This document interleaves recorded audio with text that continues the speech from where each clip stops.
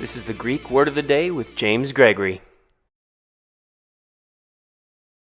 Hello, happy Easter. Welcome to the Greek Word of the Day. Today we have pistis. Pistis. It is interesting on this one. I believe it's a consonantal iota. So it actually follows more along the lines of like a third declension.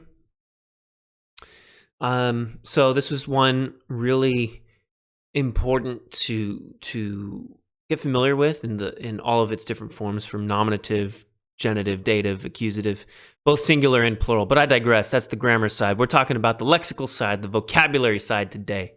And it means faith, belief. Now, the genitive is pisteos. Remember to memorize the genitive. It is feminine, using e as the definite article. The stem is pisti. Okay? So with all of that in mind, let's take a look at the glosses from BDAG, because this is a good one. It can mean that which evokes trust and faith. Keep in mind, the range in meaning could be subjective confidence to objective basis for confidence, okay? So keep that in mind. It could be that which evokes trust and faith, and be translated as faithfulness, reliability, fidelity, commitment. And to that end, it's really the state of being someone in whom confidence can be placed.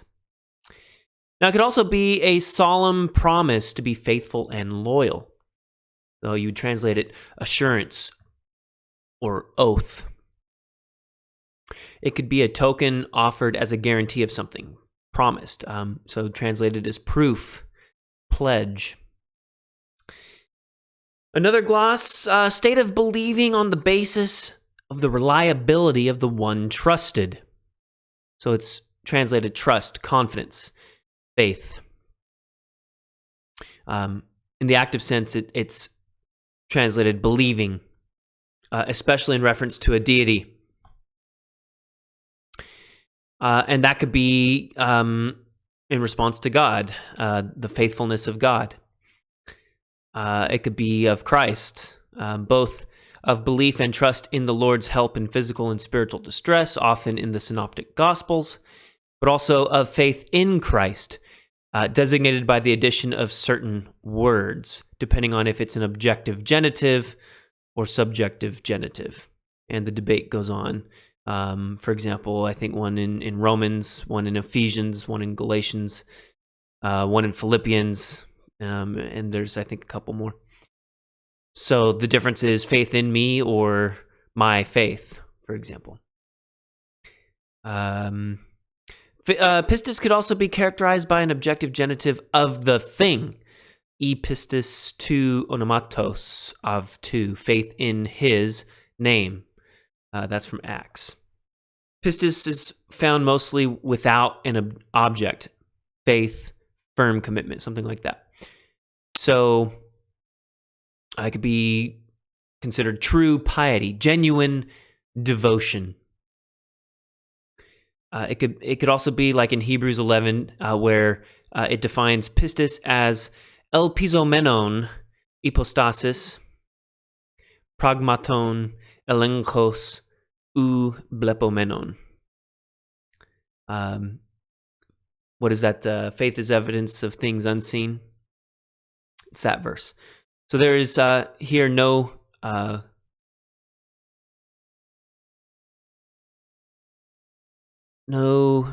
QU. I don't know what QU is here. Quibble?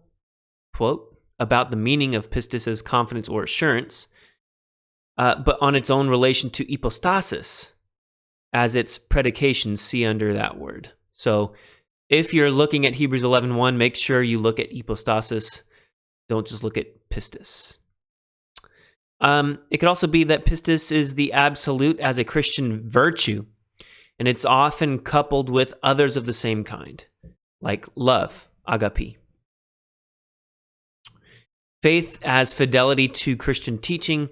This point of view calls for erga, works, as well as the kind of pistis that represents only one side of true piety. And this is looking at James 2 as well.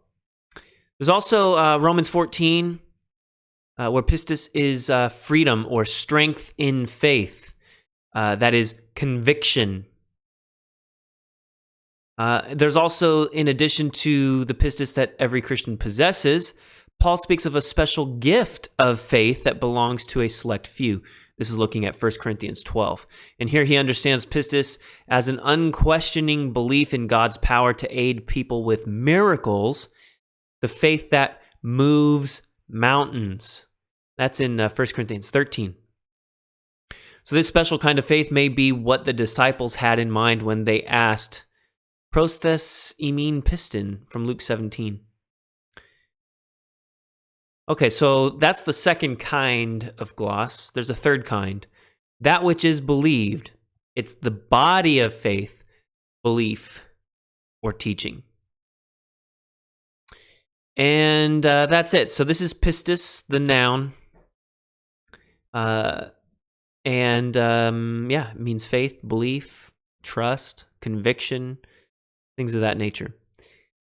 So that's today's Greek word of the day. Stick around for tomorrow. We'll have another one for you. So we'll see you tomorrow. Bye-bye. Happy Easter.